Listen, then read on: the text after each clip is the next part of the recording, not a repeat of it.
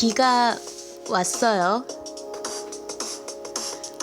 아직 여름이긴 한가 봐요. 입추 지났는데. 빗소리 들으면서 누군가를 생각했나요? 그 사람이에요. 당신이 생각하는 바로.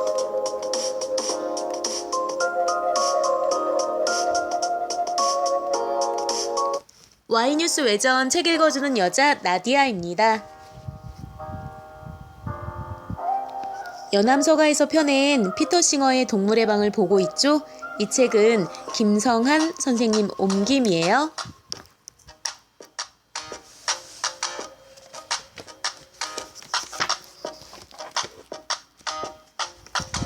오늘은 제6장 오늘날의 종차별주의에서 결론 부분을 보도록 할게요.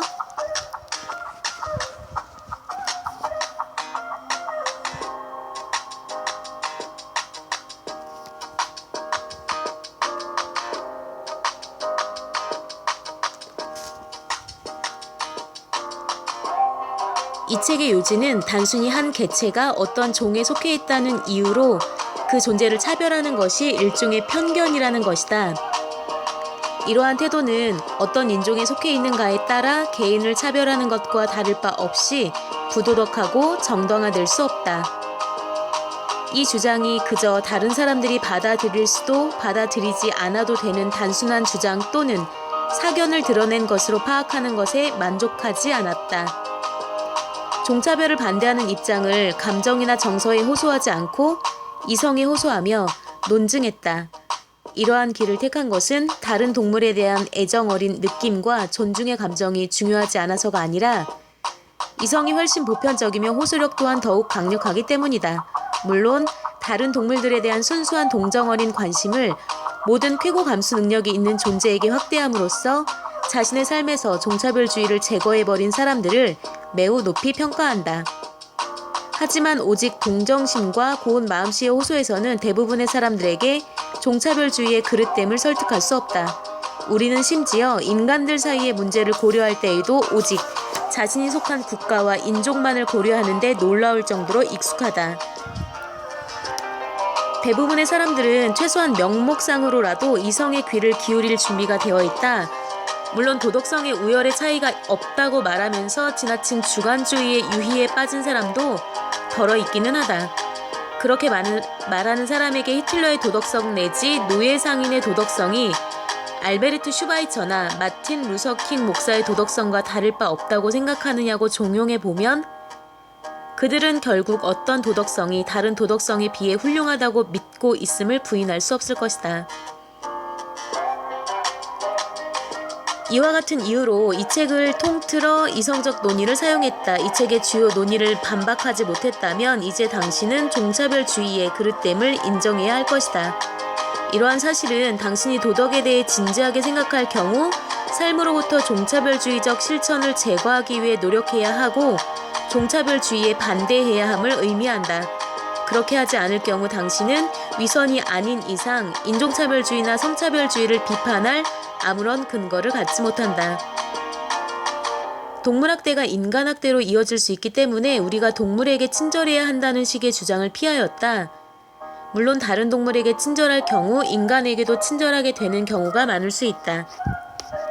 이 주장이 사실이건 아니건 간에 이것이 예컨대 아퀴나스와 칸트가 말한 것처럼 우리가 동물에게 친절해야 하는 참된 이유라면 이는 전적으로 종차별주의적 입장을 표명한 것이라 할 수 있다. 우리는 동물들이 이익을 가지고 있기 때문에 그들의 이익을 고려해야 하며 그들을 도덕적 배려의 대상으로부터 배제하는 것은 정당하지 못한 것이다.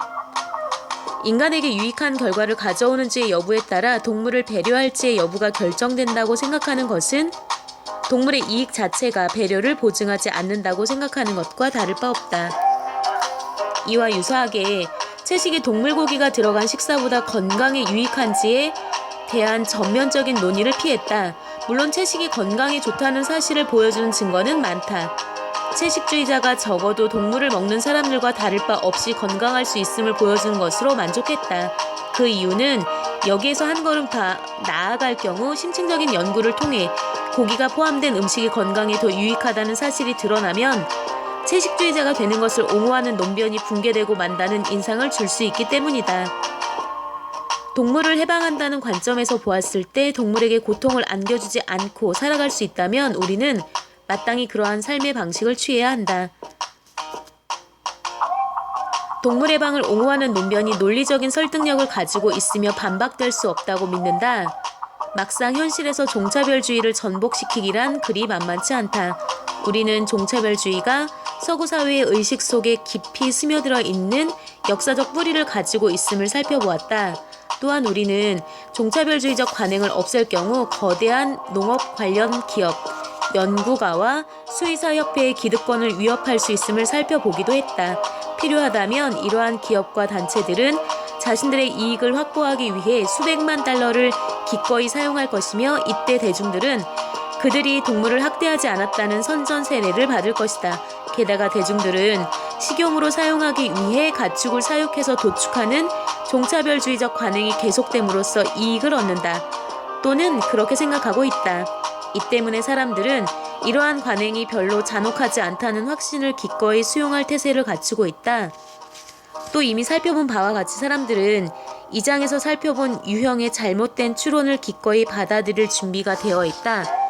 이는 자신들이 선호하는 식사에 정당성을 부여하는 것처럼 보이지만 않았다면 전혀 받아들이지 않았을 유형의 오류다.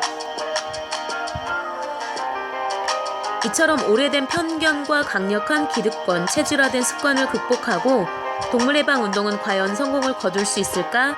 이성과 도덕성 외에 그러한 운동에 대한 지원군이 있을까?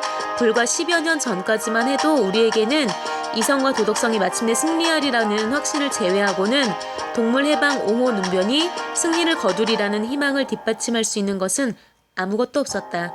그때부터 동물해방 운동을 지지하는 사람들이 늘어났고 대중의 시각이 개선됐다. 무엇보다도 중요한 것은 동물들을 보호하기 위한 제도적 장치가 하루가 다르게 마련되어 가고 있다는 것이다. 10년 전만 해도 동물해방 운동은 대체로 별난 운동이라고 생각됐으며 참된 자유주의 철학을 받아들이는 단체의 회원수는 적었다. 오늘날 동물에 대한 윤리적 처우를 위한 사람들은 회원수가 25만이고 식용송아지의 나무 우리 사육에 강력하게 반대하는 캠페인을 벌이고 있는 인도적 축산협회는 4만 5천 명의 회원이 있다. 종의 벽을 넘어서 자유로는 펜실베니아 중심부에 한 개의 사무소가 있는 조그마한 집단에서 뉴욕, 뉴저지, 필라델피아, 시카고의 지부를 갖는 전국적 조직으로 성장했다. LD50과 그레이즈 실험 폐지 연합은 도합 수백만의 회원이 활동하는 동물 권리 단체와 동물 복리 단체들을 한꺼번에 연결했다. 1988년 동물해방은 관련 운동을 나타내는 표제어로 자리 잡게 되었다. 이는 자랑스럽게도 뉴스위크의 커버 스토리로 다루어지기도 했다. 앞에서 우리는 특정 주제를 살펴보면서 동물들을 보호하기 위해 마련된 제도적 장치에 대해 고찰해 보았다. 이제 이곳에서 이들을 종합적으로 다루어 보자. 여기에는 영국에서의 식용 송아지 수용을 위한 나무 우리 사용 금지와 스위스와 네덜란드에서의 배터리 세장에 대한 단계적인 제거, 동물의 자유로운 활동을 막는 모든 장치에 대한 사용 금지 조치뿐 아니라 식용 송아지용 나무 우리, 배터리 세장, 암태지용 좁은 우리 제거 등 매우 광범위한 영역을 포괄하게 될 스웨덴의 입법까지 포함한다. 스웨덴에서는 날씨가 따뜻한 몇 개월 동안 목초지에서 풀을 뜯을 수 있는 기회를 소에게 제공하지 않을 경우 불법으로 간주될 것이다. 한편 모피 무역에 반대하는 범세계적 캠페인이 이루어지면서 모피 판매량이 크게 줄어들게 되었다. 특히 유럽에서. 영국에서는 선도적인 백화점 체인인 하우스 오브 프레이저가 모피 판매 항의의 표적이 되었다. 결국 1989년 12월 하우스 오브 프레이저는 런던에 잘 알려진 점포인 해러즈 하나만을 남기고 60회의 모피 점포 중에서 59개의 문을 닫는다고 발표했다. 미국에서는 아직까지 가축들을 보호하기 위한 제도적 장치가 마련되고 있지 않지만 몇 가지 특별히 바람직하지 않은 일련의 실험들이 중단됐다.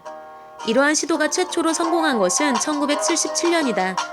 그 당시 헨리 스피라가 주도한 캠페인은 미국 자연사박물관에게 고양이의 사지를 절단하는 과정이 포함된 일련의 무의미한 실험을 중단할 것을 요구했다. 그 실험은 성생활에 어떠한 영향을 주는가를 알아내기 위한 것이었다. 1981년에는 동물해방 활동가 알렉스 파체코가 메릴랜드 실버 스프링스 소재 에드워드 타우브 행동과학연구소에 자행된 17마리 원숭이를 대상으로 한 끔찍한 실험을 폭로했다.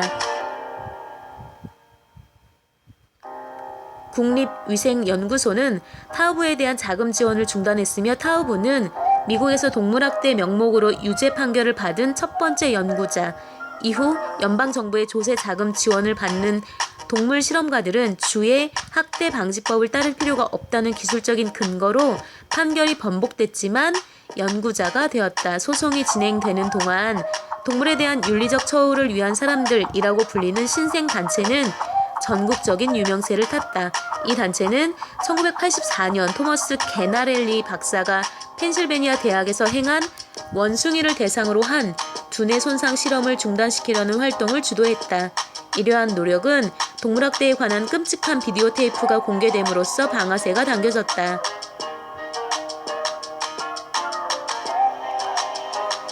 비디오 테이프는 실험자 스스로가 제작한 것인데 이를 동물해방 전선이 야밤에 실험실을 습격해 훔쳐냈다.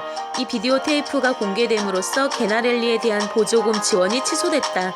1988년에는 종의 벽을 넘어서 자유로가 여러 달 동안 피켓팅에 나섰고 그 결과 코넬 대학의 한 연구원은 고양이를 사용한 바르비투르산염 중독 연구 지원비 53만 달러를 포기했다.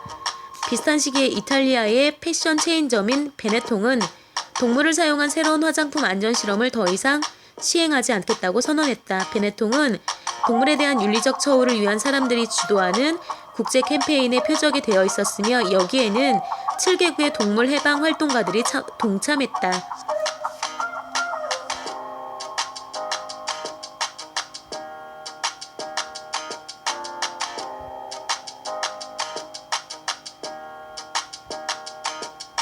미국의 화장품 제조업체인 녹셀사는 그와 같은 캠페인의 표적이 된 적은 없었다. 그럼에도 녹셀은 토끼를 이용하여 드레이즈 실험을 수행하는 대신 조직 배양을 통해 제품이 인간의 눈에 손상을 줄 수 있는지를 확인하겠다는 결정을 내렸다. 녹셀의 결정은 동물해방론자들이 주요 화장품 회사와 제약회사를 대상으로 동물 실험 대신 다른 방법을 사용하라고 꾸준히 요구해온 결과 중의 하나였다. 이는 LD50과 드레이즈 실험 폐지 연합이 최초로 제안하고 지속적으로 자극을 줌으로써 일궈낸 결과였다. 1989년 에이본 레블론, 파베르제, 메리케이, 암웨이, 엘리자베스 아든, 맥스 팩터, 크리스티앙 디오르 여러 소규모 회사가 모든 동물 실험을 종결하거나 최소한 일시 중단한다고 선언했는데 이는 몇 년 동안의 고던 노력의 결실이다. 같은 해 유럽 공동체 10개국의 안전성 실험을 책임지고 있는 유럽위원회는 LD50과 드레이즈 실험의 대안을 수용하기로 했다는 입장을 표명했으며 모든 OECD국, 미국과 일본이 포함된 집단이 두루 활동할 수 있는 다른 안전성 실험 개발에 참여할 것을 촉구했다. 이제 LD50과 드레이즈 실험은 오스트레일리아에서 가장 인구 밀도가 높으면서 가장 많은 동물 실험이 행해져 왔던 빅토리아 주와 뉴사우스웨일즈 주에서 주 정부 규제법으로 금지되고 있다. 미국에서는 고등학교에서 동물 해부 문제 해결에 대한 실마리가 풀리고 있다. 캘리포니아의 고등학생인 제니퍼 그레엄은 완강하게 동물 해부를 거부했는데 그는 자신의 양심적인 거부가 성적상의 불이익으로 이어져서는 안 된다고 주장했다. 이러한 행동은 1988년 캘리포니아의 초등학교와 중학교 학생들이 아무런 불이익을 당하지 않고서도 해부를 거부할 수 있는 권리를 갖게 된 캘리포니아 학생 권리 법안이 통과되는데 기여한 바 크다. 이제 그와 유사한 법안이 뉴저지, 매사추세츠, 마인, 하와이 그 외의 여러 주에 도입되고 있다. 동물해방 운동의 전망이 밝아지고 지지를 획득하여 감에 따라 다양한 분야에 종사하는 사람들이 이에 고무되어 힘을 모으기 시작했다. 록 뮤지션들이 동물해방 메시지가 유포되도록 도움을 주었다. 영화배우, 모델, 의상 디자이너들은 모피를 입거나 재단하지 않겠다는 맹세를 했다. 보디숍 체인점이 국제적으로 성공을 거두자 사람들은 동물학대와 관계없는 화장품을 더욱 좋아하게 되었으며 이러한 화장품을 선뜻 사용하게 되었다. 또한 채식주의 식당이 급격히 증가했고 심지어 채식주의 식당이 아닌 곳마저도 채식주의 식단을 내놓고 있다. 이 모든 상황들로 인해 새로 채식주의자가 되기로 한 사람들은 이미 일상생활 속에서 동물 학대 방지를 몸소 실천하고 있는 사람들의 대열에 합류하기가 용이해졌을 것이다. 그럼에도 동물해방운동은 다른 어떤 해방운동보다도 인간 편의 훨씬 큰 이타적 태도를 요구한다. 동물들은 스스로가 해방을 요구할 능력이 없다. 또한 그들은 자신들의 조건에 항의하는 투표, 시위 또는 거부 운동을 벌일 수도 없다. 인간에게는 이 행성이 더 이상 생명체들이 살아갈 수 없는 장소가 될 때까지 혹은 영원히 계속해서 다른 종들을 억압할 수 있는 힘이 있다. 냉소적인 시인과 철학자들이 항상 말해온 바와 같이 도덕성이 자기 이익과 부딪힐 경우에는 아무런 역할도 하지 못한다는 사실을 입증하면서 우리의 횡포가 계속될 것인가? 아니면 어려움을 잘 극복하고 우리가 누리는 지위가 도덕적으로 옹호될 수 없음을 인정하여 반역이나 테러리스트들에 의해 어쩔 수 없이 선택하는 것이 아니라 우리의 지배하에 있는 생물 종들에 대한 무자비한 착취를 종식시킴으로써 진정한 이타성을 발휘할 수 있는 능력이 우리에게 있음을 입증할 것인가? 이러한 질문에 대한 답변은 우리 모두가 개별적으로 이에 대해 어떻게 답하는가에 달려있다.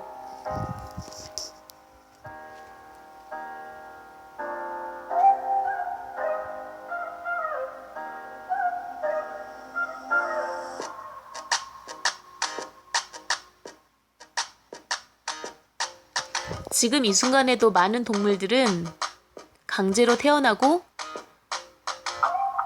처참한 환경에서 생활하고 죽임을 당하고 사람에게 먹히고 있습니다. 여러분의 답변은 무엇인가요?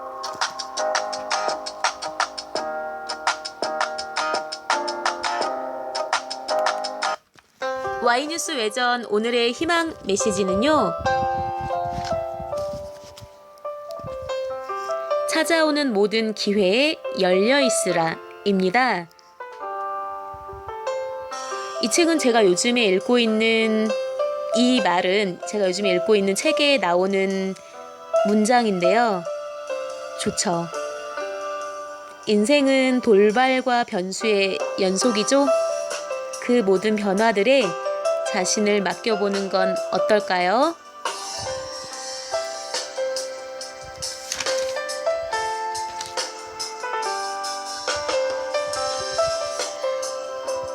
Y뉴스 외전 105번째 시간은 여기까지예요. 106번째 시간에 먼저 가서 기다리고 있을게요.